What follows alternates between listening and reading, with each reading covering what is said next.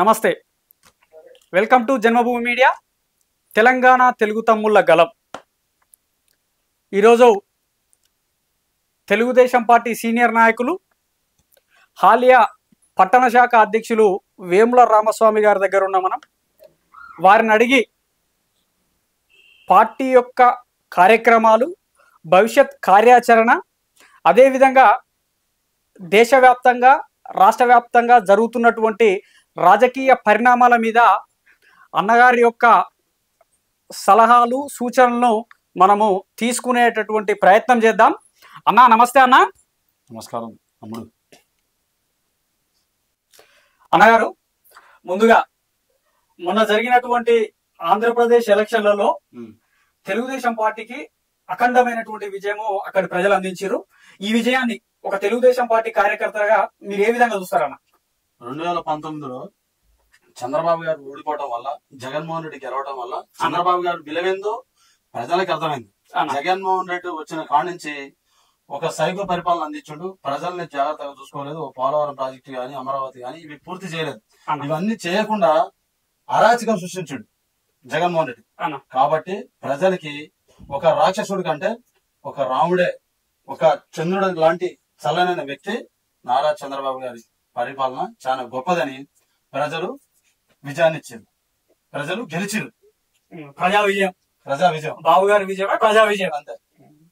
అన్న బాలకృష్ణ గారు ఏదైతే ఇప్పటికీ హిందూపురం నియోజకవర్గం నుంచి హ్యాట్రిక్ గా విజయం సాధించడం జరిగింది. 3 సార్లు అఖండ మెజార్టీ తోటి విజయం సాధించినా కూడా బాబు గారు బాలకృష్ణ గారిని మంత్రివర్గంలోకి తీసుకోకపోవడానికి గల ప్రధాన కారణం ఏమై ఉండొచ్చు అని మీరు భావిస్తున్నారు?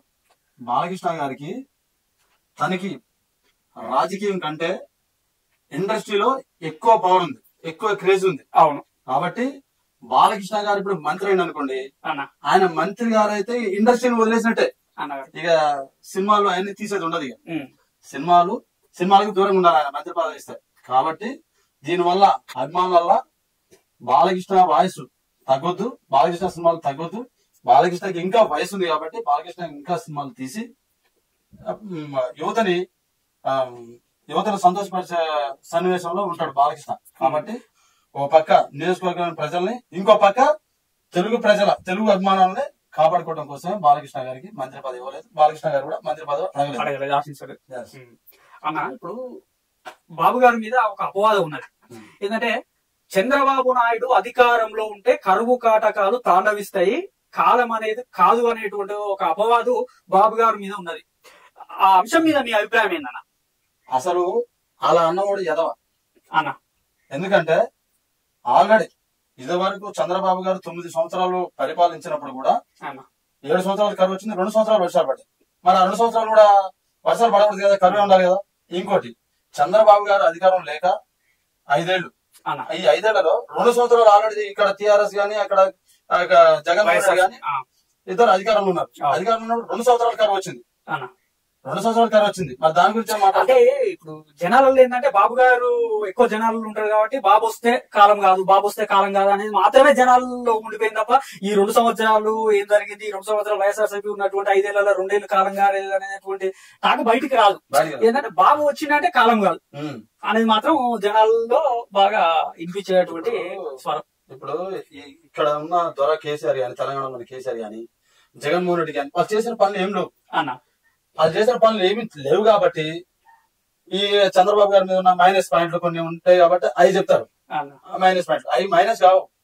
అంటే ఒక చంద్రబాబు గారు అధికారంలోకి రాగానే ప్రపంచవ్యాప్తంగా వర్షాలు పడతారు అంటే ఆయన దేవుడితో సమానం అన్నాడు కదా అన్న. మీరు అట్లా తీసుకుంటారా? మీరు పాజిటివ్ గా గెయిన్ చేస్తున్నారా? అంటే దేవుడి చూపు బాబు గారి మీద ఉన్నట్టే కదా.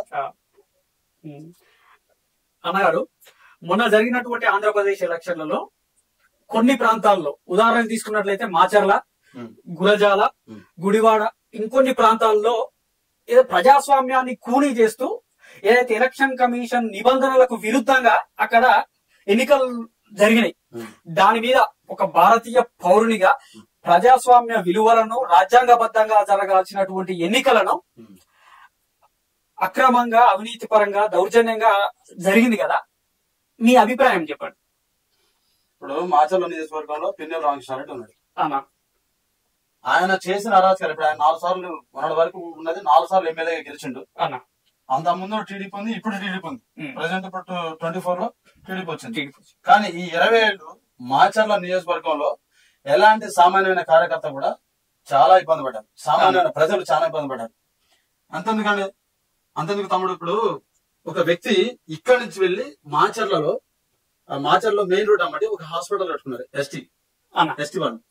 30 కోట్ల రూపాయల బిల్డింగ్ అది.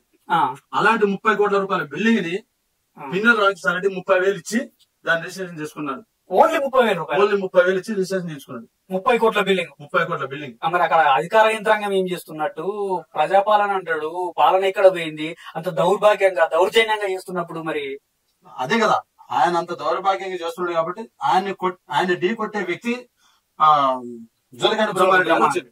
జూలకంటి బ్రహ్మారెడ్డి గారు రాగానే ప్రజలకి ఓ ధైర్యాన్ని నింపిండు, ఓ నమ్మకాన్ని నింపిండు, వాళ్ళ అనుకున్న కళని నెరవేర్చండి జూలకంటి బ్రహ్మారెడ్డి గారు. అలాంటిది వస్తాడు 4-5 వేల మెజార్టీతో వస్తాడు జూలకంటి బ్రహ్మారెడ్డి గారు అంటే, అలాంటిది 30,000 ఓట్ల మెజార్టీ తోటి జూలకంటి బ్రహ్మారెడ్డి గారు గెలిచారు. మరి ఇప్పుడు పిన్నెల రామకృష్ణారెడ్డి చంద్రయానం ఎంత ఘోరంగా పీకకు చంపండి, ప్రజలు చూడట్లేదు, కళ్ళు లేవా ప్రజలకి? అందరు మేల్కొన్నారు. మొన్న కూడా 2 రోజులు ఆగితే కౌంటింగ్ అనంగా రౌడీల్ని తిప్పించింది. మాచర్ల నియోజకవర్గంలో 500 మంది రౌడీల్ని దింపించిండు పిన్నెల రామకృష్ణారెడ్డి. సాక్షాత్తు ఎలక్షన్ జరుగుతున్న రోజు ఈవీఎం ను దుశ్చర్య పాల్పడిన వ్యక్తి. అయితే అక్కడ చంద్రయ్య గొంతుకు వచ్చారు. గురజాల నియోజకవర్గం పిడుగురాళ్ళ టౌన్ లో ఒక పెద్ద ముసలాన్ని మినిమం 50-60 ఏళ్ళు ఉంటాయి. ఆ ముసలాన్ని పట్టుకుని ఒక్కొక్కడు పందికొక్కరు ఉన్నట్టుంటారు, 4 ఉంటారు. ఆ 4 కలిసి పాపం ఆ ముసలాన్ని కాళ్ళు చేతులు పట్టుకొని రాయి తీసుకొని 2 మోకాళ్ళు పగలగొట్టారు. ఇంకా చంపే ప్రయత్నం కూడా చేశారు. అలాగే గుడివాడలో తెలుగుదేశం పార్టీలో ఉన్నప్పుడు కోడలు నాని అనే వ్యక్తి తెలుగుదేశం పార్టీలో ఉన్నప్పుడు ఎప్పుడు కూడా ఈ మాట జారలేదు. ఎప్పుడైతే వైసీపీ కండవ కప్పుకున్నాడో అప్పటి నుంచి బూతులు మాట్లాడటం స్టార్ట్ అయింది. బూతులు మాట్లాడిన తర్వాత వీళ్ళు అధికారంలోకి వచ్చారు. పాపం ప్రజలు గమనించలే. బూతులు మాట్లాడిన తర్వాత వీళ్ళు అధికారంలోకి వచ్చారు. మంత్రి పదాలు తీసుకుని ఇంకా ఎక్కువ రెచ్చిపోవడం, అధికారాన్ని కార్యక్రమాలు చేశారు. ఇప్పటి వరకు కూడా గురజాల నియోజకవర్గంలో 5 సంవత్సరాలు వైసీపీ ఉంది. మాచర్ల నియోజకవర్గంలో 20 ఏళ్ళు వైసీపీ ఉంది. అదే గుడివాడలో 10 ఏళ్ళు వైసీపీ ఉంది. కానీ నాకు అన్ని దిక్కుట్ల బంధువులు ఉన్నారు, అన్ని దిక్కుట్ల నాకు బలగాలు ఉన్నారు.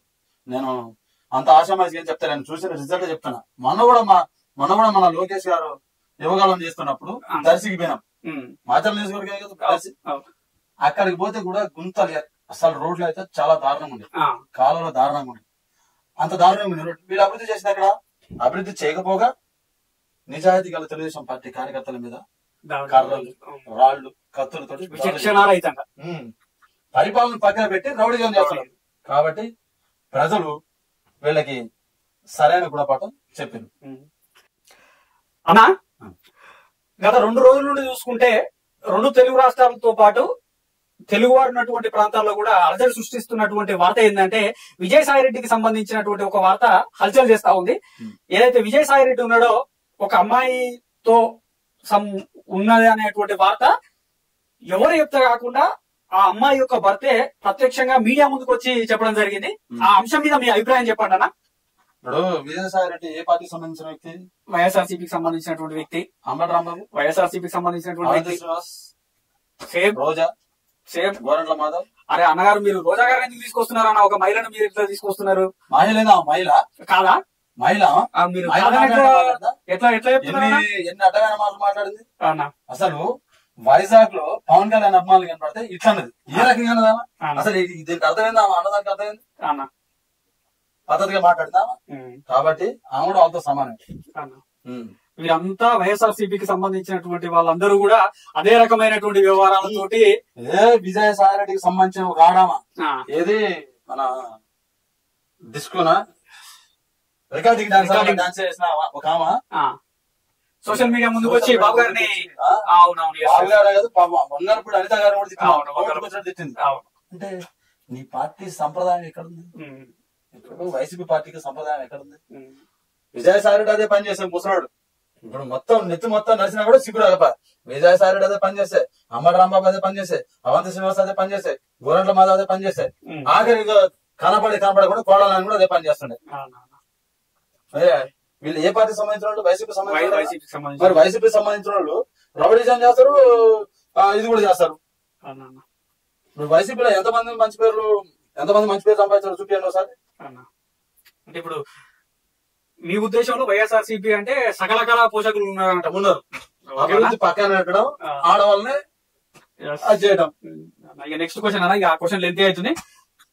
స్ట్రేట్ గా పాయింట్కి వస్తే, మొన్న జరిగినటువంటి ఎలక్షన్లలో ఎన్డీఏలో భాగస్వామిగా పవన్ కళ్యాణ్ గారు ఏడడం జరిగింది. ఇప్పుడు కూటమిలో భాగంగా మంచి మెజార్టీ తోటి 21 స్థానాల్లో పోటీ చేస్తే 21 స్థానాల్లో విజయం సాధించిండు. అందులో ప్రధానమైనటువంటి భూమికను పోషిస్తూనే డిప్యూటీ సీఎం గా బాధ్యతలు స్వీకరిస్తా ఉన్నాడు. పవన్ కళ్యాణ్ గారు తెలుగుదేశం పార్టీ తోటి చివరి దాకా ప్రయాణం సాగించేటటువంటి అవకాశాలు ఉన్నాయా, లేకపోతే మధ్యలోనే విడగొట్టేటువంటి ప్రయత్నాలు ఏమైనా జరగవచ్చునా?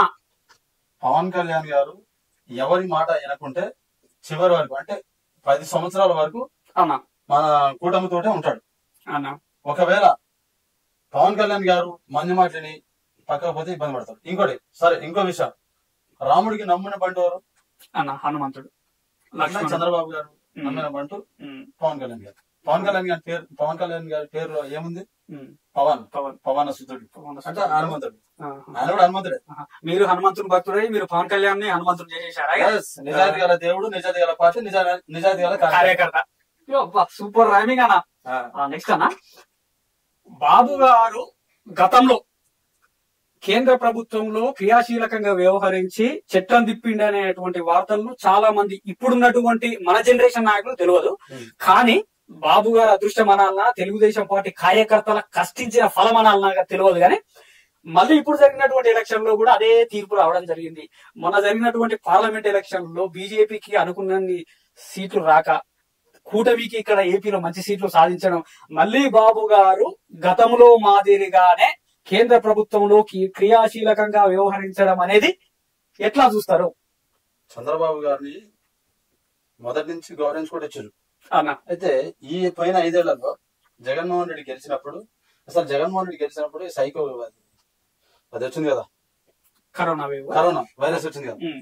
ఆ టైంలో చంద్రబాబు గారు వ్యాక్సిన్ కనిపెట్టడం కోసం మన ట్రస్ట్ అప్పుడు ఇచ్చినాం మనం. అయితే చంద్రబాబు గారిని మన ఇప్పుడు వెనకాల ఉన్నాం కదా మనం, వీళ్ళందరూ కూడా చంద్రబాబు గారిని తక్కువ అంచనా వేసినాం. ఎందుకని? ఆయన పని అవదవరకు చూసే కానీ మనం చూడలే కదా. కాబట్టి చంద్రబాబు గారు ఆయనకు అంత సీన్ ఉందా, ఢిల్లీలో చక్రం తిప్పే అంత సీన్ ఉందా అని ఇప్పుడు కామెంట్ చేసిన వ్యక్తులు, అంటే తెలుగుదేశం పార్టీ కార్యకర్తలను కూడా ఎటకారం చేసిన వ్యక్తులు కూడా ఈ రోజు చంద్రబాబు గారు నిజంగా చక్రాన్ని తిప్పుతాడు, ఇక్కడ కాదు ప్రపంచ వ్యాప్తంగా కూడా తిప్పగలిగే శక్తి చంద్రబాబు గారికి ఉందని అర్థమైంది. ఎప్పుడైనా సరే ఎదుటి మనుషులు తక్కువ అంచనా వేసి, చంద్రబాబుని ఈయన కేసీఆర్ తక్కువ అంచనా వేసిండు, జగన్మోహన్ రెడ్డి తక్కువ అంచనా వేసిండు, ఆ రోజు మోడీ కూడా తక్కువ అంచనా వేసిండు. ఈ రోజు చంద్రబాబు గారు లేదు నేను కూడా వీళ్ళలాగానే తప్పుటోని అని అనుకుంటే ఇలా కాంగ్రెస్ పార్టీ వాళ్ళకి సపోర్ట్ ఇచ్చి చంద్రబాబు గారు ప్రధానమంత్రి కావచ్చు. కానీ ఆయన ఒక నిజాయితీ గల వ్యక్తి, మాట మీద ఉండే వ్యక్తి. కాబట్టి రైట్, మనం కూటమిలో భాగంగా వాళ్ళ తరపున వాళ్ళకి సపోర్ట్ ఇద్దామని ఇచ్చిండు. అది నిజాయితీ, అది చంద్రబాబు గారి విలువ. అన్నా, తెలుగుదేశం పార్టీకి సంబంధించినటువంటి వ్యక్తి, అదే విధంగా నందమూరి కుటుంబానికి సంబంధించినటువంటి ప్రముఖ వ్యక్తి జూనియర్ ఎన్టీఆర్ గారు పార్టీ క్రియాశీలక కార్యక్రమాలకు దూరంగా ఉండడానికి గల ప్రధాన కారణం ఏమై ఉండొచ్చు? ఇప్పుడు ఇదివరకు జూనియర్ ఎన్టీఆర్ గారు అభిమానులు కూడా బయటకు వచ్చి నమస్కారం పెట్టిండు, అందరిని కూడా సంతోషపరిచిండు. ఇప్పుడు RRR సినిమా వచ్చింది, పాన్ ఇండియా అయింది, అంటే ప్రభాస్ తర్వాత ఆయన పాన్ ఇండియా అయింది. అయితే ఇప్పుడు రాజకీయంలో అడుగు పెడితే జూనియర్ తెలంగాణలో మీటింగ్ ఉంది, తొందరగా వచ్చాయని చంద్రబాబు గారు అంటే షూటింగ్ ఆపుకొని రావాలి. ఎందుకు? అక్కడ ఇండస్ట్రీ కంటే మామయ్య పెద్దోడు, ఓ ముఖ్యమంత్రి, కాబట్టి ఆయన చెప్పంగానే రావాలి.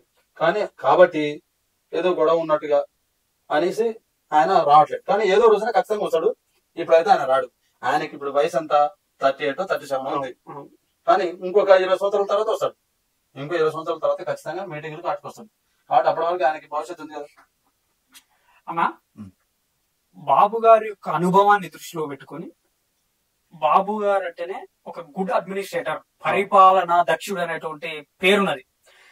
ఇప్పుడు ఈ 30 రోజుల్లో బాబు గారి అనుభవం పరిపాలనలో ఏ విధంగా ఉపయోగపడింది అనుకుంటున్నారు?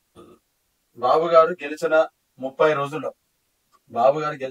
రోజుల్లో చేసిన మొట్టమొదటి పని ఏంటంటే, ఆయన గెలిచిన మొదటి రోజే అమరావతికి పనులు స్టార్ట్ చేసిండు. అవును.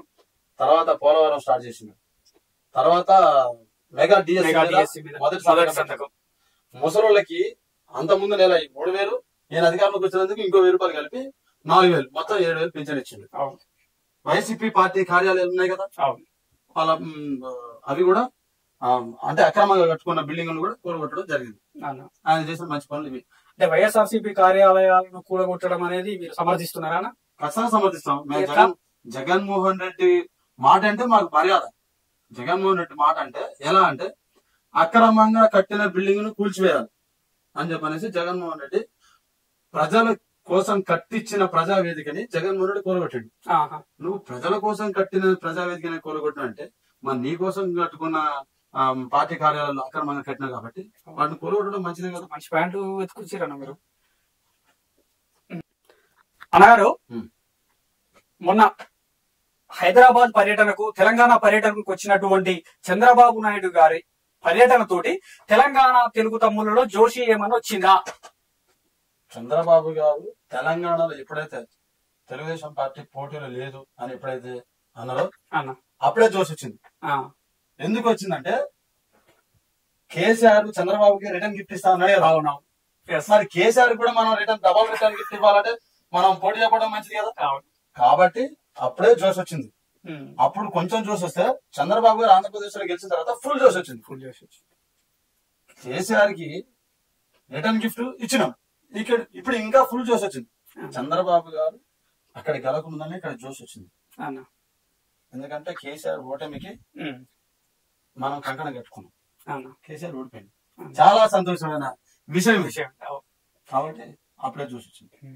ఇంకొక విషయం ఏంటంటే, తెలంగాణ రాష్ట్రంలో తెలుగుదేశం పార్టీ ఉండకుండా వేయాలని చూసినటువంటి ఈ కల్వకుంట్ల కుటుంబంలో ఈ రోజు తెలుగుదేశం పార్టీ గుసురు తలిగి ఇలా బీఆర్ఎస్ పార్టీకి తాళాలు వేసేటువంటి రోజు వచ్చింది. దీని మీద మీ విశ్లేషణ చెప్పండి అన్న. కేసీఆర్ కి రాజకీయ భిక్ష పెట్టింది తెలుగుదేశం పార్టీ, ఎన్టీ రామారావు గారు. కేసీఆర్ కి మంత్రి పదవి వచ్చింది చంద్రబాబు గారు. కేసీఆర్ అసలు ముఖ్యమంత్రి స్థాయికి తీసుకొచ్చింది కూడా తెలుగుదేశం పార్టీ. అయితే కేసీఆర్ కి విభజన విషయం తీసుకొచ్చారు, విభజించిండు, అయిపోయింది. సరే మన రాష్ట్రం మనకు వచ్చింది, నేను ముఖ్యమంత్రి అయినా నాకు చాలా సంతోషం అనేసి అంతటితో అయితే బాగుండు కేసీఆర్. మనం గెలిచిన అహంకారంతో కేసీఆర్ తెలంగాణలో టీడీపీ జెండా కూడా ఎగరనివ్వను అని అన్నాడు. కేసీఆర్ గారు తెలుగుదేశం పార్టీ జెండాని కేసీఆర్ స్థాపించలే, నువ్వు స్థాపించలే. స్వర్గీయ నందమూరి తారక రామారావు గారు పార్టీని స్థాపించిండు. నందమూరి తారక రామారావు గారు తెలుగుదేశం పార్టీని స్థాపించిండు. దానికి నువ్వు క్యాలీ చేయడం అంటే దాని క్వార్టర్ బ్యాక్ అనుకో, క్యాలీ చేయడం అంటే కేసీఆర్ గారు అది తెలుగుదేశం పార్టీ, అది బ్రాండ్, అది దాన్ని క్యాలీ చేయడం ఎవరి వల్ల కాదు. ఇంకో విషయం, నువ్వు తెలుగుదేశం పార్టీని క్యాలీ చేస్తున్నావు కేసీఆర్ గారు, కానీ నీ పార్టీ నువ్వు ఎక్కడికి వెళ్తావు? నేను ఏ రోజు చెప్పినా, ఈ రోజు కాదు 3 సంవత్సరాల క్రితం చెప్పిన, కేసీఆర్ కి జీవితంలో పుట్టగతులు కూడా చెప్పిన తమ్ముడు. మొత్తానికి మన తెలుగుదేశం పార్టీ కార్యకర్తల ఉసురు తగిలిందంట ఖచ్చితంగా. ఇంత జరిగినా కూడా మొన్న జరిగినటువంటి పార్లమెంట్ ఎలక్షన్ లో కనీసం డిపాజిట్ రాకున్నా కూడా ఇప్పటికీ అయ్యా కొడుకుల యొక్క అహంకార పూరితమైనటువంటి మాటలు మాత్రం తగ్గట్లేవు. ఎందుకు? సంపాదించిన ఉన్నాయి కదా డబ్బులు. ఇప్పుడు ప్రగతి భవన్ ఉండే, 450 ఎకరాల ఫామ్ హౌస్ ఉండే, డబ్బుతో వచ్చినటువంటి అహంకారం. అవును. నెక్స్ట్, ఇప్పుడు ఆంధ్రప్రదేశ్ రాష్ట్రంలో జరుగుతున్నటువంటి కూటమి ప్రజా పరిపాలన 30 రోజులు అయినటువంటి సందర్భంగా ఈ వైఎస్ఆర్సీపీ నాయకులు అసత్యమైనటువంటి ప్రచారాలు చేస్తూ కూటమి ప్రభుత్వాన్ని బదనాం చేసేటటువంటి కార్యక్రమాలు చేస్తున్నారు. ఏది వాట్ వైఎస్ఆర్సీపీ వాళ్ళు ఈ 30 రోజుల కూటమి ప్రభుత్వంపై అబండాలు ఇస్తున్నారు, అసత్య ప్రచారాలు చేస్తున్నారు. ఉదాహరణ తీసుకుంటే నిన్న మొన్న జరిగినటువంటి ఇసుక ఏదైతే బాబు గారు రాగానే భవన నిర్మాణ కార్మికులను ఆదుకోవాలి, నిర్మాణ రంగాన్ని మళ్లీ పూర్వవైభవం తీసుకురావాలనేటువంటి ఉద్దేశంతో ఉచిత ఇసుక అనేటువంటి కార్యక్రమాన్ని ప్రారంభించి ఉచితంగా ఇసుక ఇస్తుంటే దానికి వైఎస్ఆర్సీపీ వాళ్ళు ఏంది అందరికి ఇవ్వట్లేరు, మళ్ళీ అక్కడ డబ్బులు తీసుకుంటున్నారు, తెలుగుదేశం పార్టీ వాళ్ళకే ఉచితంగా ఇస్తున్నారు అనేటువంటి కొన్ని అసత్య ప్రచారాలు చేస్తా ఉన్నారు.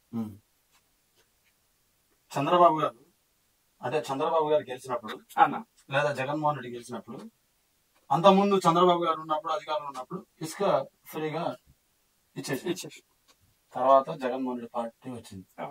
ఒక ట్రాక్టర్ ట్రిప్ ఇసుక 10,000-15,000 మంచి దందా చేసింది కదా. దరిద్ర పాలన చేసిందే వాళ్ళు, తెలుగుదేశం పార్టీ కాదు. ఇవాళ ఇసుక ఫ్రీగా ఇస్తుంది అంటే, అరే నువ్వు నీ పార్టీ అని కూడా ఇసుక అమ్ముకుంటే, నీ పార్టీ అని కూడా నువ్వు ఇసుక అమ్ముకున్నావు. మరి చంద్రబాబు గారు ఓన్లీ టీడీపీ వాళ్ళకి ఫ్రీగా ఇస్తున్నాడు, వైసీపీ వాళ్ళకి అమ్ముకుంటున్నాను ఎట్లా అంటావు? నువ్వు వారికి అడవసలు చేసినా వీరికి అడవసలు చేసినావు. కాబట్టి చంద్రబాబు గారు నిజాయితీగా అందరికి ఫ్రీగా ఇస్తున్నాడు ఇసుక. నువ్వేమో ఇసుక అమ్ముకొని మొత్తం డబ్బులు పైసలు వెనకాల వేసుకున్నావు. చంద్రబాబు గారు మాత్రం ప్రజలకి, కార్మికులకి ఇసుక ఫ్రీగా ఇస్తున్నాడు. నెక్స్ట్, అమరావతి రాజధాని గురించి చెప్పమంటే మీరేం చెప్తారు? అమరావతి రాజధాని బాబు గారు ఎప్పుడైనా సరే తన చుట్టూ ఉన్న 10 మందికే కాదు, ఆ 10 మంది చుట్టూ ఉన్న వాళ్ళకి కూడా న్యాయం జరగాలని చంద్రబాబు గారు ఎప్పుడైనా ఆలోచన చేస్తారు. అయితే అమరావతి అనేది ఒక సెంటర్ అంటే ఎట్లా, అటు నుంచి వైజాగ్ పోయినా, ఇటు నుంచి కర్నూలు పోయినా, అటు నుంచి శ్రీకాకుళం పోయినా, ఇటు నుంచి హైదరాబాద్ వచ్చినా దగ్గర ఉంటది. 2 తెలుగు రాష్ట్రాలకి మధ్యలో ఉంటది, అన్ని డిస్ట్రిక్ట్ మధ్యలో ఉంటది. కాబట్టి అక్కడ 35,000 ఎకరాలు రైతులు, అక్కడ 35,000 ఎకరాలు రైతులు ఇచ్చారు రాజధాని నిర్మాణానికి. అంటే 35,000 కంటే అంటే ఆ రైతుల కంటే మొనగాడు మన జగన్మోహన్ రెడ్డి. అదే ఇప్పుడు బాబు గారికి ఒకవేళ అమరావతి రాజధాని పూర్తయితే బాబు గారి పేరు చిరస్థాయిగా ఉంటది అనేటువంటి ఒక దురుద్దేశపూర్వకమైనటువంటి ఆలోచనతోటి అమరావతిని నాశనం చేయాలనేటువంటి ప్రయత్నం చేసి ఈ రోజు తానే నాశనం అయ్యేటువంటి పరిస్థితికి జగన్మోహన్ రెడ్డి వచ్చింది. అంతే కదా. అదే విధంగా ఇప్పుడు పోలవరం గురించి అయితే ఏం చెప్తారన్న? అంతకుముందు పోలవరం గురించి తప్పుపట్టారు. పోలవరంలో స్కామ్ జరిగింది, అడవులుగా దాన్ని మళ్ళీ రిటెండరింగ్ చేయడం. దాన్ని జగన్మోహన్ రెడ్డి వచ్చిన తర్వాత అసలు పోలవరం పక్క పెట్టాం, రివర్స్ టెండరింగ్ లేదు, దాన్ని పూర్తి చేసింది లేదు. కాబట్టి పోలవరం అనేది తెలుగు ప్రజల ఆకాంక్ష, కళ. కాబట్టి తెలుగుదేశం పార్టీ చంద్రబాబు గారు ఆ ప్రాజెక్టు పూర్తి ఈ 2 సంవత్సరంలో దాన్ని పూర్తి చేసి ప్రజలకి నీళ్లు అందించే బాధ్యత చంద్రబాబు గారు ఖచ్చితంగా తీసుకున్నారు. అన్నగారు, తెలంగాణ జాతిపితను తెలంగాణ కోసం అవసరం అనుకుంటే ప్రాణాలు అర్పించడానికి సిద్ధమయ్యి నేను తెలంగాణను తీసుకొచ్చినని కేసీఆర్ చెప్పుకుంటుండు. ఏంది మీ ఒక విశ్లేషణ ఏం చెప్తారు? ఇప్పుడు తెలంగాణలో ఉద్యమం చేసిన వాళ్ళ చాలా మంది అమరవీరులు అయిపోయారు, చాలా మంది చనిపోయారు. సింహం నోట్లో తలకాయ పెట్టిన కేసీఆర్ ఎలా బతుకున్నాడో చెప్పండి మీరు. చెప్పుకుంటుడు కదా, నాకు నవ్వొస్తుంది, నాకు కొంచెం కామెడీగా అనిపిస్తుంది. జాతిపిత ఏంది? తెలంగాణలో కేసీఆర్ సాధించలే, మనం సాధించినాం. చదువుకున్న విద్యార్థులు సాధించారు, నిరుద్యోగులు సాధించారు. ఎంతో మంది బలైపోతే వచ్చింది తెలంగాణ. కేసీఆర్ వల్ల రాలే. కేసీఆర్ కేవలం తన రాజకీయం కోసం వాడుకున్నాడు ఈ తెలంగాణ రాష్ట్రాన్ని. కానీ మనలాంటి యువత మాత్రం ఉద్యోగాలు వస్తాయి అని మనం బాగుపడతామని నమ్మి పోరాడు. కానీ ఉద్యోగం వచ్చింది కేవలం 4 హరీష్ రావు, కేటీఆర్, కేసీఆర్, కవిత, ఈ 4 ఉద్యోగాలు వచ్చాయి. కానీ మిగతా వాళ్ళకి ఎవరికి ఉద్యోగాలు రాలేదు. అట్లాంటిది జాతిపిత అని చెప్పుకుంటాడు, కుల రాజకీయాలు చేస్తాడు కేసీఆర్ అన్న. మళ్ళీ ఇప్పుడు మన ఓటమి పాలైన తర్వాత మళ్ళీ ప్రాంతీయ విద్వేషాలను రెచ్చగొట్టేటువంటి ప్రయత్నం చేస్తున్నారు కదా, మళ్ళీ స్టార్ట్ అయింది కదా ప్రాంతీయ తత్వం మళ్ళీ అని రెచ్చగొడుతున్నారు ఆల్రెడీ, మళ్ళీ స్టార్ట్ అయినాయి. ప్రజలారా, మీరందరూ ఒకటే గుర్తుపెట్టుకోండి, చంద్రబాబు గారు అవతల 5 ఏళ్ళు ఉన్నాడు, కేసీఆర్ 5 ఏళ్ళు యువతలు ఉన్నాడు. అప్పుడు ప్రాంతీయవాదం వెళ్ళింది. మళ్ళా అక్కడ జగన్మోహన్ రెడ్డి 5 ఏళ్ళు ఉన్నాడు, ఇక్కడ కేసీఆర్ 5 ఏళ్ళు ఉన్నాడు. అప్పుడు ప్రాంతీయవాదం గుర్తు రాలేదా కేసీఆర్ గారికి? ప్రజలారా గుర్తు పెట్టుకోండి. మళ్ళా ఇప్పుడు ఇక్కడ రేవంత్ రెడ్డి అధికారం ఉన్నాడు, అక్కడ చంద్రబాబు గారు అధికారం ఉన్నాడు. ఇప్పుడు ప్రాంతీయవాదం గుర్తొచ్చిందా కేసీఆర్ కి? అంటే ఏందన్నట్టు మళ్ళీ రాజకీయం మళ్ళీ ఎలాగైనా సరే మళ్ళీ తెలంగాణని రాజకీయంగా వాడుకోవాలి అనే ఉద్దేశంతో కేసీఆర్ ఇలాంటి వాదనలు విభజనలు తీసుకొస్తున్నాడు. అప్పుడు ఇప్పుడు 7 మండలాలంటే అప్పుడు తెలంగాణ రాష్ట్రం ఇచ్చేటప్పుడు ఏం చేస్తావు? నువ్వే తీసుకొస్తావా? తెలంగాణ రాష్ట్రం నువ్వే తీసుకొస్తావి. అప్పుడు మర్చిపోయినా 7 మండలాలు ఏ సంవత్సరం పెడితేనే కదా నా 7 మండలాలను తీసుకుపోయి ఏపీలో కలిపింది. మొన్న ఇప్పుడు బాబు గారు రేవంత్ రెడ్డి గారు సమావేశం అయితే హరీష్ రావు మాట్లాడతాడు, అదే మీరు రేవంత్ రెడ్డి గారు మీరు 7 మండలాలు తీసుకురావడానికి ప్రయత్నం చేయాలని మాట్లాడతారు. మరి వీళ్ళప్పుడు అధికారంలో ఉన్నప్పుడు వీళ్ళేం చేసిరు? అదే ఉన్నట్టుంది అన్న. ఇంకొకటి, ఇప్పుడు మన కవితక్క తెలంగాణ యొక్క పరువును ప్రపంచ వ్యాప్తంగా మంచిగా నిలబెట్టేటటువంటి పేరు ప్రతిష్టలు తీసుకొచ్చేటువంటి కార్యక్రమం చేసింది. ఒక మహిళ ఉండి లిక్కర్ స్కామ్ లో ఇన్వాల్వ్మెంట్ అవ్వడం మీరు ఏ విధంగా చూస్తున్నారు? మీ ఖ్యాతి ఏమన్నా తెలంగాణ రాష్ట్ర ఖ్యాతి పెరిగిందని మీరు ఏమన్నా భావిస్తున్నారా? పెరిగింది కదా. ఎట్లా ఏ విధంగా పెరిగింది అనుకుంటున్నారు? అవును, ఇప్పుడు కేసీఆర్ గారు బంగారు తెలంగాణ చేసిండు, కవిత లిక్కర్ తెలంగాణ చేసింది. మరి దేశవ్యాప్తంగా వాళ్ళ పేర్లు వెళ్ళినట్టే కదా అన్న. ఇంకొకటి మర్చిపోతున్నారు మీరు, వాళ్ళ అన్న కేటీఆర్ ట్యాపింగ్ తెలంగాణ వేసాడు. ఫోన్ ట్యాపింగ్ తెలంగాణ, బంగారు తెలంగాణ, లిక్కర్ తెలంగాణ, ఇలా ఫోన్ ట్యాపింగ్ తెలంగాణ. 26 రాష్ట్రాలు 24 రాష్ట్రాలు ఉన్నాయి. 29 రాష్ట్రాలు. 29 రాష్ట్రాలల్లో మన రాష్ట్రానికి ఉన్న పేరు ఏ రాష్ట్రానికి లేదు. మరి 3 పాత్రలు వహించారు. అయితే కవిత ఇప్పుడు లిక్కర్ స్కామ్ లో ఇదివరకు లిక్కర్ స్కామ్ ఎవరు ఎక్కడ ఎలాంటిది లేదు మన తెలుగు రాష్ట్రాలలో. ఎందుకంటే ఆ రోజు ఒక సామాన్యమైన వ్యక్తి ఉదయం నుంచి సాయంత్రం దాకా పనిచేసి అతను ఒక 100 రూపాయలు సంపాదించుకుంటే ఒక 10 రూపాయలు గుండె బాధ తాగేది. పోత ఇంటికి పోతే ఒక 10 రూపాయలు 15 రూపాయలు పెట్టి కేజీ బియ్యం 11 రూపాయలే కేజీ బియ్యం కొనుక్కొని పోతే 10 రూపాయలు కూరగాయలు కొనుక్కొని ఇంటికి తీసుకుపోయిన వైన ఉంది. ఆ రోజు 70 రూపాయలు వెనకాల వేసుకున్నారు. ఆ రోజు సంపాదించిన ఆస్తులే ఈ రోజు, మన తండ్రులు సంపాదించిన ఆస్తులు ఆ రోజు సంపాదించిన ఆస్తులే ఈ రోజు కేసీఆర్ గుడుంబాన్ని తీసేసి ప్రతి పేదవాడు బాగుండాలి, అందరూ బాగుండాలి అని చెప్పేసి గుడుంబాన్ని తీసేసి, అంటే మాటకది గుడుంబా తీసేసి ఓన్లీ వాటర్ సప్లై, అది కూడా దాని మీద ఆయన పేరు కేసీఆర్ క్వార్టర్ అని. కొంచెం మధ్యాహ్నం సేవించడం కూడా కేసీఆర్ క్వార్టర్ దేవా, కేసీఆర్ క్వార్టర్ దేవా అని అలా ప్రజలలో ఆయన పేరు నింపుకున్నాడు. ఉండాలి కాబట్టి ఇప్పుడు ప్రజల నోళ్ళలో నాతో ఉండాలి.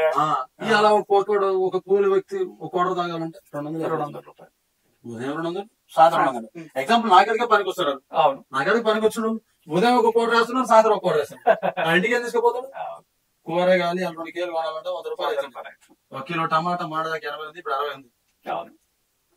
ఏమేమి తీసుకుపోతాడు? కాబట్టి వీళ్ళు కేవలం లిక్కర్ స్కామ్ లో ఇరకపోవడం కోసం, లిక్కర్ స్కామ్ చేసి డబ్బులు సంపాదించడం కోసం కుటుంబం పనిచేసి వీళ్ళు ఈ లిక్కర్ స్కామ్ లో ఇరకపోయారు. ఈ లిక్కర్ స్కామ్ లో ప్రత్యక్షంగా లేకపోతే పరోక్షంగా కానీ కేసీఆర్ రాష్ట్రం ఉందని అనుకుంటున్నారు మీరు? ఖచ్చితంగా ఉంది. కూతురు కోసం పోతే కేసీఆర్ కూడా దాంట్లో వేస్తారనే కదా. కూతురు కోసం పోకుండా నేనే కూర్చుంది. కేసీఆర్ ఇప్పుడు చంద్రబాబు గారు ఎలాంటి తప్పు చేయలేదని ప్రపంచవ్యాప్తంగా తెలుసు. ఆయన అరెస్ట్ చేసినప్పుడు లోకేష్ గారు తక్షణమే తన యువకాలం ఆపేసి తండ్రి కోసం పోరాడండి. కానీ కడుపున పుట్టిన కూతురు కోసం కూడా కేసీఆర్ పోలేదంటే మరి కేసీఆర్ రాష్ట్రం కథ ఉన్నట్టే కదా. ఏమో ఇప్పుడు కేసీఆర్ పోతే ఏమంటారు కదా, కొన నాలుకకు మంది వేస్తే ఉన్న నాలుక ఈయన పోతే ఈయన తీసుకుపోయి అల్లేస్తారు. ఆ పరిస్థితి వచ్చే అవకాశాలు ఇట్లున్నాయని ఒప్పుకుంటున్నాడు. అంతే అయి ఉంటదా అన్న? నెక్స్ట్ మన బాబు గారు హైదరాబాద్ కు వస్తే ఈ బీఆర్ఎస్ నాయకులకు నిద్ర పడతలేదంటే పడుతుంది. మన కూడా వాళ్ళు బాబు గారు హైదరాబాద్ కు వస్తుందంటే విషయం చెప్పే ప్రయత్నం. ఆ బీఆర్ఎస్ పార్టీకి సంబంధించినటువంటి సోషల్ మీడియాలో అయితే ఎక్కడ లేని విషయాన్ని అంతా తీసుకొచ్చి మన పార్టీ మీద, మన నాయకుల మీద, మన మీద చిమ్మేటటువంటి ప్రయత్నం ఇంకా చేస్తా ఉన్నారు. ఎంత మంచోడికైనా శక్తులు ఉంటాడు.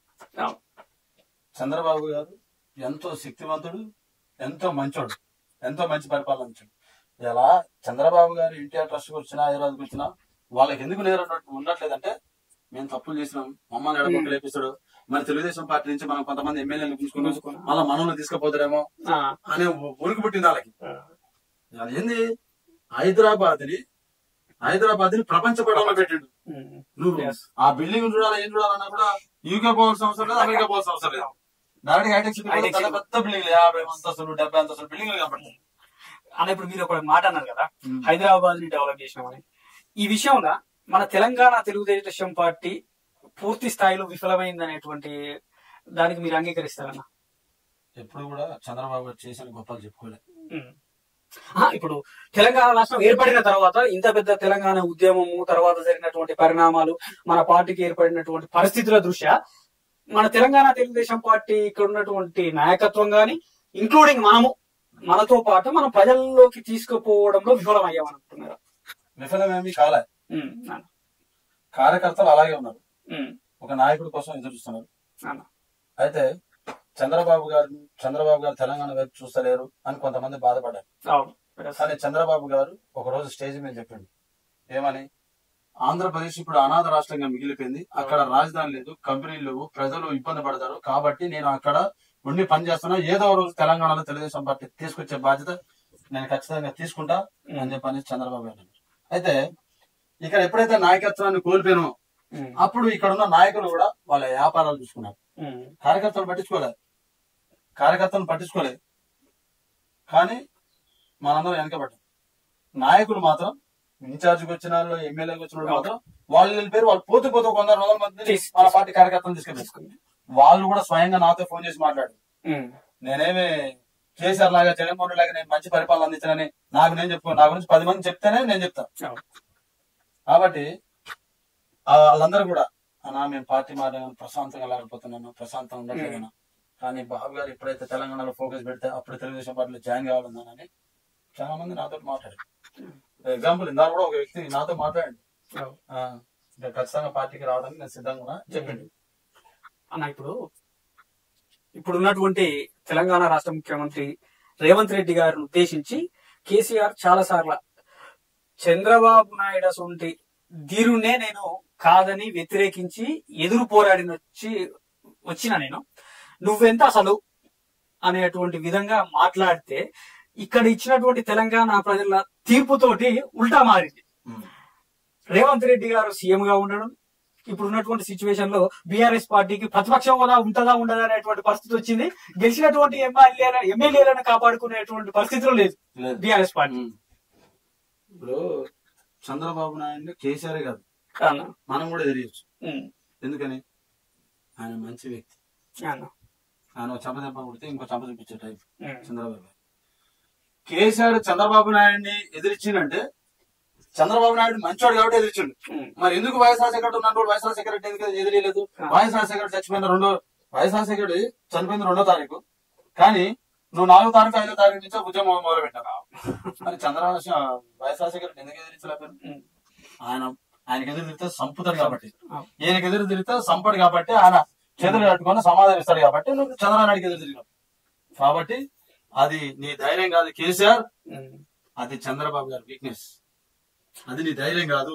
చంద్రబాబు గారు ఏం చేయడు కాబట్టి నువ్వు ప్రశ్నించినట్టు నువ్వు పెద్ద ధైర్యవంతుడు బిల్డప్ ఇస్తుండే తప్ప కేసీఆర్ ధైర్యవంతుడే కాదు. ఇప్పుడు తెలంగాణలో చూసుకుంటే పార్టీ ఫిరాయింపులు జరుగుతా ఉన్నాయి. నిన్న చూసుకున్నట్లయితే నిన్న కూడా 2 ఎమ్మెల్యేలు కాంగ్రెస్ తీర్థం పుచ్చుకుంటున్నారు. పార్టీ ఫిరాయింపులు ఒక పార్టీలో గెలిచి మరొక పార్టీలోకి వెళ్ళడం పట్ల మీ అభిప్రాయం ఏందన్నా? కేసీఆర్ నేర్పించినది. ఒక పార్టీలో గెలిచి ఇంకో పార్టీ మారొచ్చు. అవునా, మీ పార్టీలో వాళ్ళు గెలిచిర్రు కాదని అనలేదు, కానీ వాళ్ళ పార్టీ మారకుండా మీరు చూసుకోవాలి. వాళ్ళ పార్టీ మారకుండా మీరు చూసుకోవాలి. మేము ఉంచుకున్నాం అంటారు అని ఆ రోజు కేసీఆర్ అన్నాడు. ఈ రోజు కూడా వాళ్ళు కాపాడుకోవాలి. ఎమ్మెల్యేలు కాపాడుకున్నటువంటి కూతురు తనే పడ్డాడు, ఆయన తీసుకునే కూతురు ఆయన పడ్డాడు. కాబట్టి కేసీఆర్ కి ఇలా ప్రతిపక్ష హోదా గురించి కాదు తమ్ముడు, ప్రతిపక్ష హోదా గురించి కాదు, అసలు పార్టీ ఉండదు. కేసీఆర్ పార్టీ, బీఆర్ఎస్ పార్టీ అసలు ఉండనే ఉండదు. జగన్మోహన్ రెడ్డి వదిలినటువంటి బాణము రివర్స్ తిరిగి జగన్మోహన్ రెడ్డికే గుచ్చుకుంది. మీ అభిప్రాయం చెప్పండి. మనం అందరం తప్పుగా ఆలోచించినాం. షర్మిలని జగనన్న వదలలే, షర్మిలక్కకి అన్యాయం చేసింది జగన్మోహన్ రెడ్డి. సొంత చెల్లెలకి అన్యాయం చేసిండు, కన్న తల్లికి అన్యాయం చేసిండు, ఆఖరికి బాబాయిని పొడిచి బాబాయ్ కూతురు కూడా అన్యాయం చేసిండు. కాబట్టి వాళ్ళ చెల్లెళ్ళు గాని వాళ్ళ తల్లి గాని నిజం తెలుసుకున్నారు. అందుకనే వాళ్ళు జగన్మోహన్ రెడ్డి ఓడిపోవాలని చాలా గట్టిగా ప్రయత్నించి చాలా బాగా పనిచేసారు. అనుకున్నది సాధించారు. అన్న ఇప్పుడు మళ్ళీ తెలంగాణ రాజకీయాల్లోకి వస్తే తెలంగాణ తెలుగుదేశం పార్టీల అసలు ఏం జరుగుతుంది?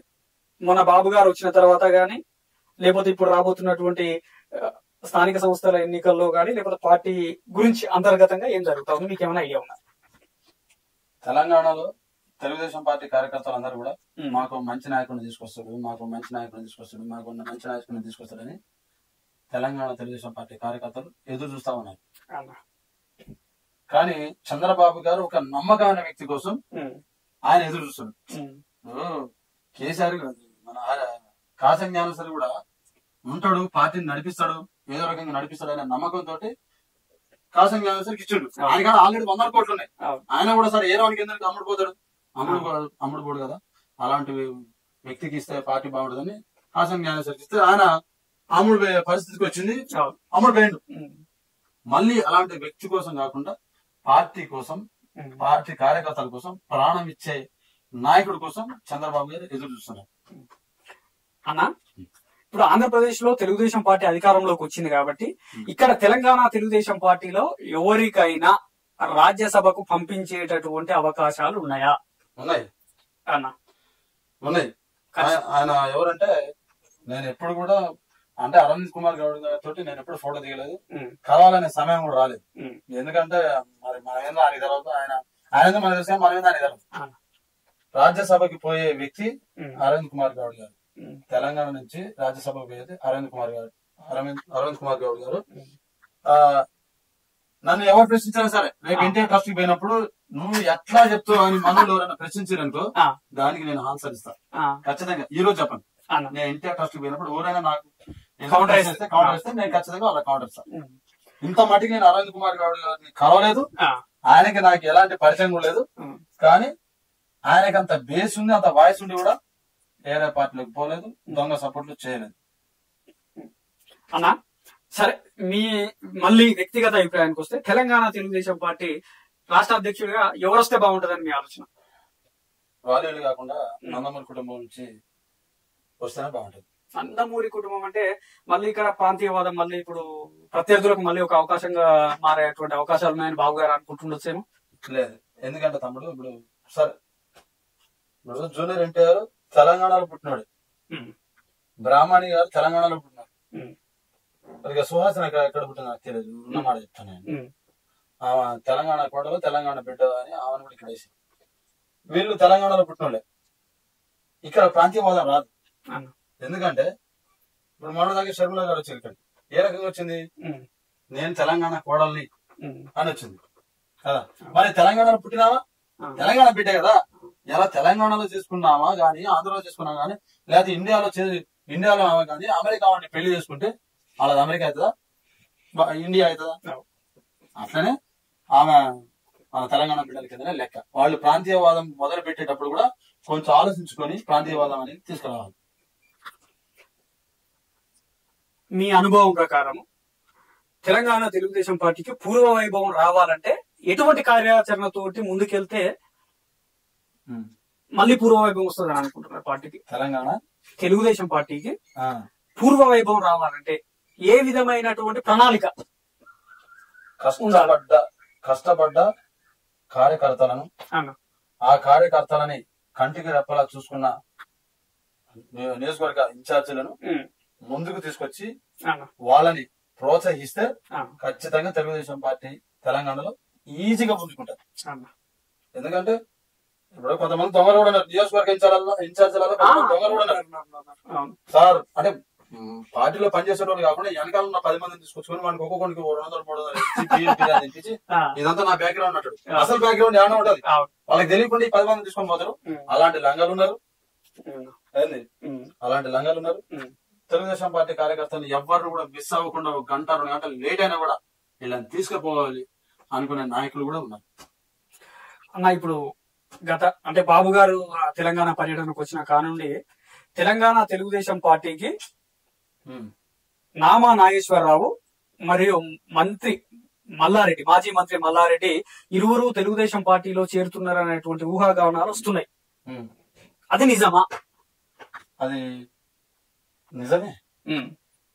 నిజమని ఎందుకంటుందంటే అబద్ధం అయితే వాట్సాప్ లో వస్తుంది, నిజమైతే న్యూస్ ఛానల్లో వస్తుంది. ఒకప్పుడు రేవంత్ రెడ్డి కాంగ్రెస్ పార్టీలోకి పోతుండని ఛానల్లో వచ్చింది, క్వశ్చన్ మార్క్ ఇచ్చింది. అది ఏబిఎన్ కావచ్చు, మా న్యూస్ కావచ్చు, ఇంకో న్యూస్ కావచ్చు, క్వశ్చన్ మార్క్ ఇచ్చింది. ఈ ఛానల్ అబద్ధం చెప్తుంది. రేవంత్ రెడ్డి పార్టీ మారడైంది, తప్పు, పార్టీ మారింది. నేను టీడీపీ కండ వేసుకునే చచ్చిపోతా తప్ప నేను పార్టీ మారని చెప్పానా? మంచిరెడ్డి కిషన్ రెడ్డి చెప్పింది, తెల్లారిపాటికల్లో పార్టీ మారింది. ఇప్పుడు మహా న్యూస్ లో గానీ కొన్ని ఇంకేదో న్యూస్ లో కూడా మల్లారెడ్డి గారి గురించి వచ్చింది ఒక 4 రోజులు తర్వాత. మళ్ళీ ఇప్పుడు నామనాగేశ్వర గారు కూడా టచ్ అయ్యారు. అది తప్పైతే ఛానల్ మీద కేసేయచ్చు, నా గురించి తప్పుడు ప్రచారం చేస్తారని కేసేయచ్చు. కేసేసారా? ఏలే, నడుస్తుంది. అదే మళ్ళీ ఆయన ఎల్రామణ కూడా అయింది, కొన్ని ఛానల్ టీఆర్ఎస్ లో పోతున్నాడు, టీఆర్ఎస్ లో పోతున్నా అన్నారు కదా. తెల్లారాడు మీడియా వినిపించే నేను తెలుగుదేశం పార్టీ ఇచ్చిపెట్టే పోయినాడు, వాళ్ళు ఇచ్చిపెట్టిపోయిందిగా. కాబట్టి వాళ్ళ మనసులో లేనిది రాదు. ఏముంది, మన ఇద్దరు మాట్లాడుకుంటాం, అన్న ఎవరితో చెప్పమాక అని అంటాం, ఆ తమ్ముడు ఎవరితో చెప్పాక అంటాం, బయటికి పోయి లీక్ చేస్తాం, లీక్ అయిపోతా ఉండే. ఖచ్చితంగా వాళ్ళు తెలుగుదేశం పార్టీలోకి జాయిన్ అవుతారు. ఈ తెలంగాణలో ముఖ్య నాయకులు అవుతారు టీడీపీలో. అన్న కష్టకాలంలో పార్టీకి అండదండగా నిలిచినటువంటి మనటువంటి కరుడు కట్టినటువంటి తెలుగుదేశం పార్టీ కార్యకర్తలకు, కష్టకాలంలో వెన్నుదనిగి ఉన్నటువంటి మనసు నుండి కార్యకర్తలకు పార్టీ నుండి ఏ విధమైనటువంటి భరోసా రావాలని మీ కోరిక?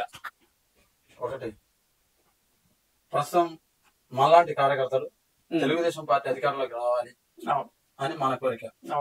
ఆ పార్టీ మనకి అధికారంలోకి వచ్చిన తర్వాత మనం అనుకున్న పదవి ఇవ్వాలనేది, కార్యకర్త ఏ పదవి అయితే కోరతారో ఆ పదవి ఇవ్వాలని నేను కోరుతున్నా. నామినేట్ పోస్ట్ కానీ, లేకపోతే మున్సిపాలిటీ ఎలక్షన్లు కానీ, సర్పంచ్ ఎలక్షన్లు కానీ, వార్డు మెంబర్లు కానీ ఏమైనా ఉంటే, సార్ నేను మున్సిపాలిటీ కౌన్సిలర్ ఇప్పుడు చేద్దాం, రైట్. సార్ నేను సర్పంచ్ చేద్దాం, రైట్ అనాల. వెనకాల ఒక రామస్వామి వెనకాల, నవీన వెనకాల కొత్తోడు వచ్చిననుకో, రామస్వామి నీ దగ్గర డబ్బులు కదా, అలాగే డబ్బులు 4 కోడి చేస్తారా అని ఇలాంటి మాటలు మాత్రం మాట్లాడకూడదు. ఈ కార్యకర్త ఎవరైతే ముందర కష్టపడరో వాళ్ళకి ఇవ్వాలి. అయితే సాధారణంగా ఏం జరుగుతుంది అంటే, కష్టకాలంలో మనసొడ్డోళ్ళము భుజం కాయలు కాసేటట్టు జెండాలు మోస్తాము.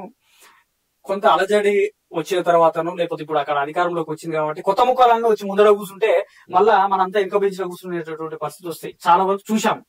అటువంటి పరిస్థితి ఏమైనా వచ్చేటువంటి అవకాశాలు ఏమైనా ఉన్నాయా? ఇప్పుడు తమ్ముడు, ఇది టిఆర్ఎస్ పార్టీ కాదు, టీడీపీ పార్టీ. ఆ రోజు కేసీఆర్ కోసం కష్టపడ్డ ఉద్యమకారుల్ని పక్కకి నెట్టి పార్టీ మారిన వాళ్ళకి టికెట్ ఇచ్చిండు కేసీఆర్. కానీ తెలుగుదేశం పార్టీ అట్లా కాదు, కష్టపడ్డ వాడికి టికెట్ ఇస్తారు, ఎదురు నిలిచిన వాడికి టికెట్ ఇస్తారు. ఇది తెలుగుదేశం పార్టీ ఒక సబ్జెక్ట్ ఉన్న పార్టీ, ఒక క్రమశిక్షణ ఉన్న పార్టీ. కార్యకర్తకి ఎలాంటి అన్యాయం చేయాలి.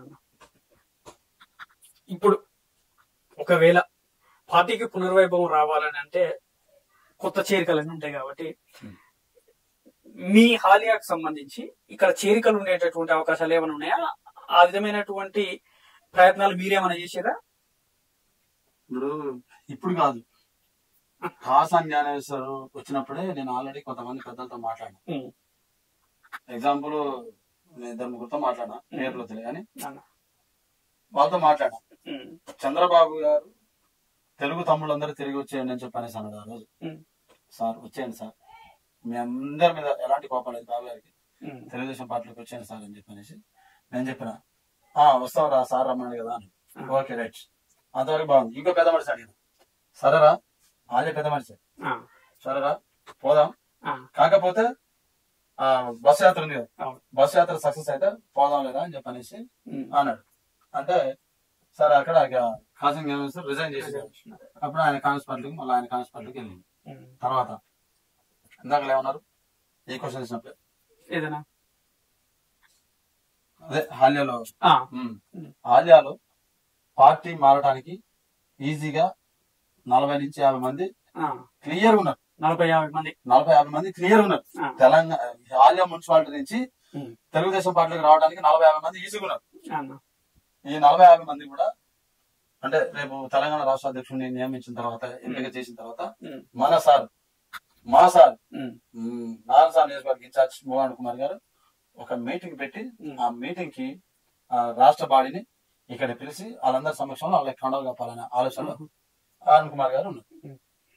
అన్న ఇప్పుడు అరుణ్ కుమార్ గారు యొక్క టాపిక్ వచ్చింది కాబట్టి అరుణ్ కుమార్ గారికి మీకు ఉన్నటువంటి మధ్యలో ఎటువంటి సాన్నిహిత సంబంధం ఉందన్న? ఒకవేళ సార్ గురించి చెప్పమంటే మీరు ఏం చెప్తారు? మా పార్టీ పరంగానే సార్ పరిచయం, పార్టీ పరంగానే రామస్వామి వ్యక్తి సార్కి పరిచయం. సారు చాలా మంచివాడు. ఇదివరకు వాళ్ళు పార్టీ సొమ్ము దొబ్బి తిని పార్టీ గుండెల మీదని పోయిన వ్యక్తులు తెలుగుదేశం పార్టీలో ఉన్నారు, వాళ్ళు వెళ్ళిపోయారు. కానీ ఇప్పుడు మాత్రం గుమ్మడి అరుణ్ కుమార్ గారు నా జేబు నుంచి 10 రూపాయలు పెడితే నా జేబులో 20 రూపాయలు పెడతారు అరుణ్ కుమార్ సార్. నా జేబు నుంచి 10 రూపాయలు పెడితే నా జేబులో 20 రూపాయలు పెడతారు అరుణ్ కుమార్ సార్. రామస్వామి పోయి తీసుకురాపు, పలానా తీసుకురాపు అని అంటే సరే సార్ అని పోతా. డబ్బులు ఉన్నాయి అంటాడు, నాకు ఉన్నాయి సార్ అంట. నీకు నాకు తెలుసులేదు కానీ ఇప్పుడు 500 పెట్టుకో తీసుకురాపు అని చెప్పే వ్యక్తి అరుణ్ కుమార్ సార్. నా మీద నేను చెప్తున్నా కదా, ఉన్నమాట చెప్తాను. బై ఎలక్షన్ లో కూడా నేను 30,000 ఖర్చు పెట్టినా. 30,000 ఖర్చు పెడితే రామస్వామి ఎంత అయిందని అడిగింది సార్.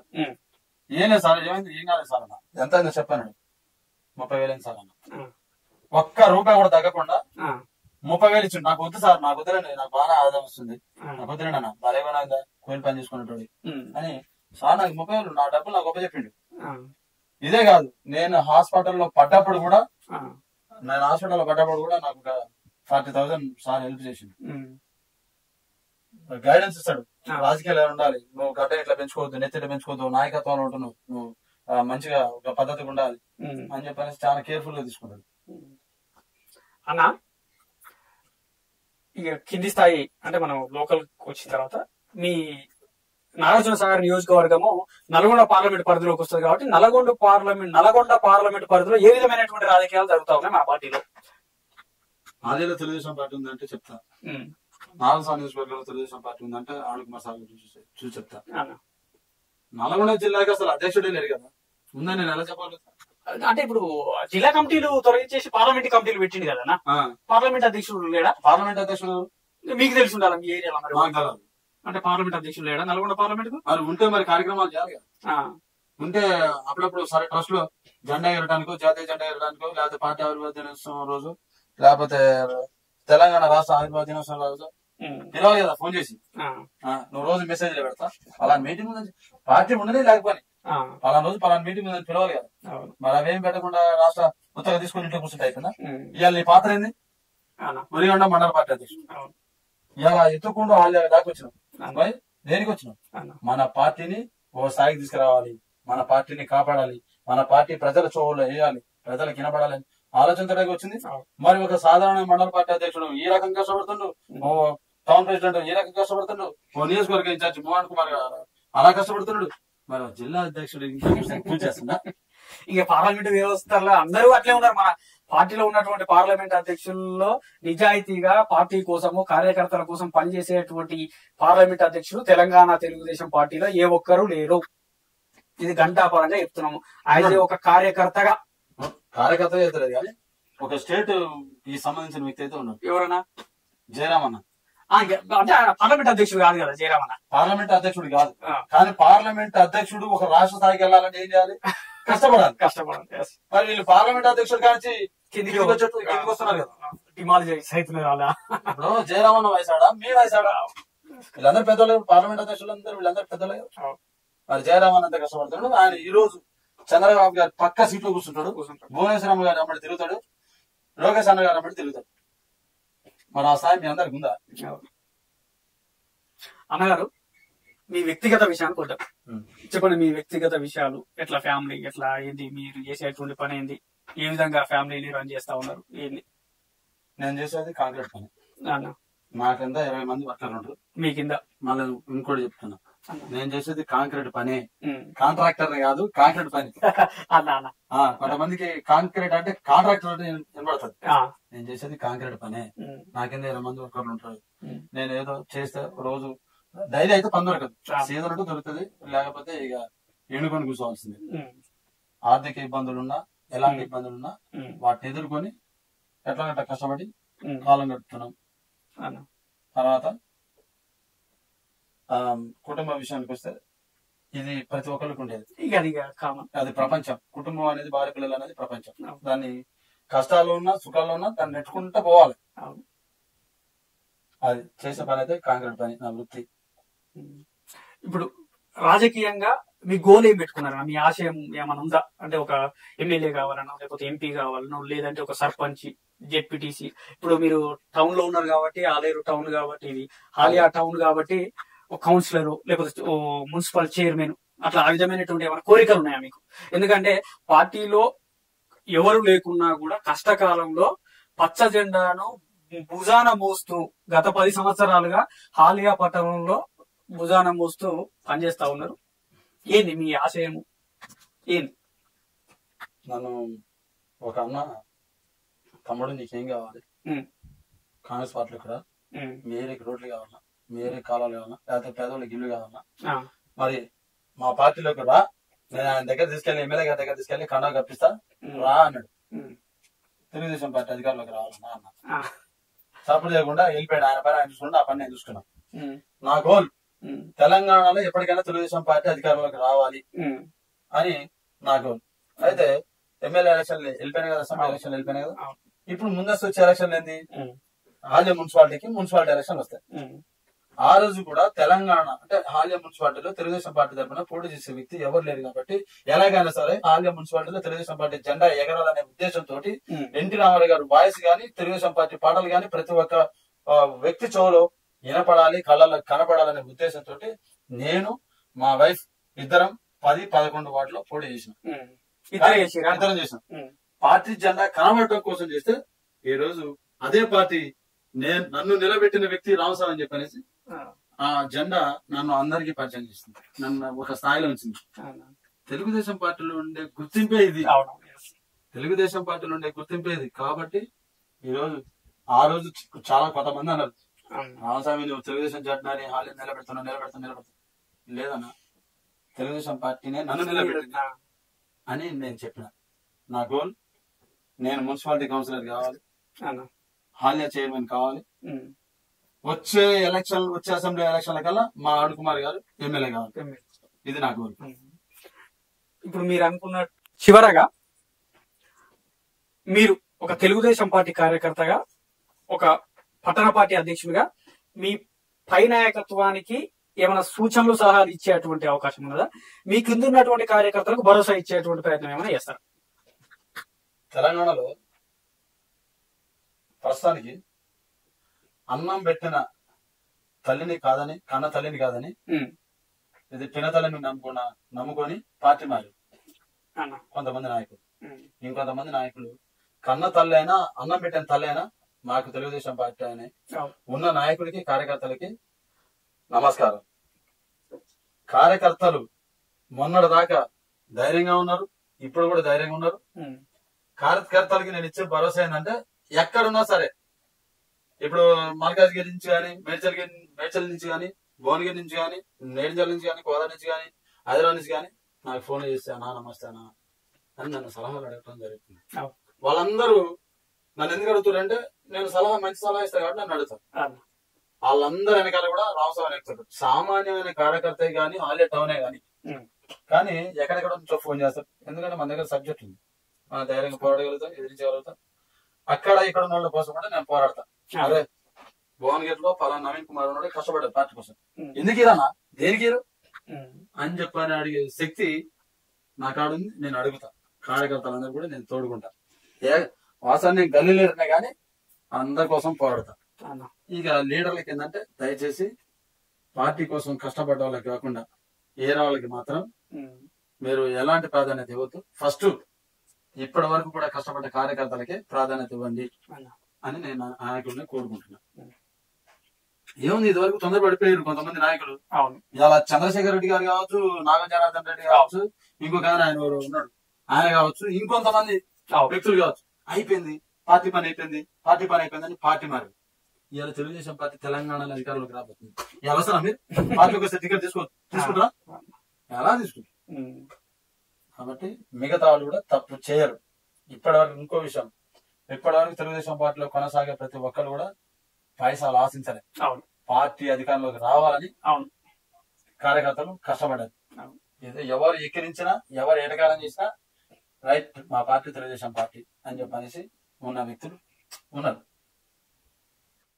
ఇది ఈరోజు మన జన్మభూమి మీడియాలో తెలంగాణ తెలుగు తమ్ముళ్ల గలంలో హాలియా పట్టణ శాఖ అధ్యక్షులు వేముల రామస్వామి గారితో వారి అనుభవాలను వారి యొక్క విశేషాలను మనం తెలుసుకునేటటువంటి ప్రయత్నం చేసినాం.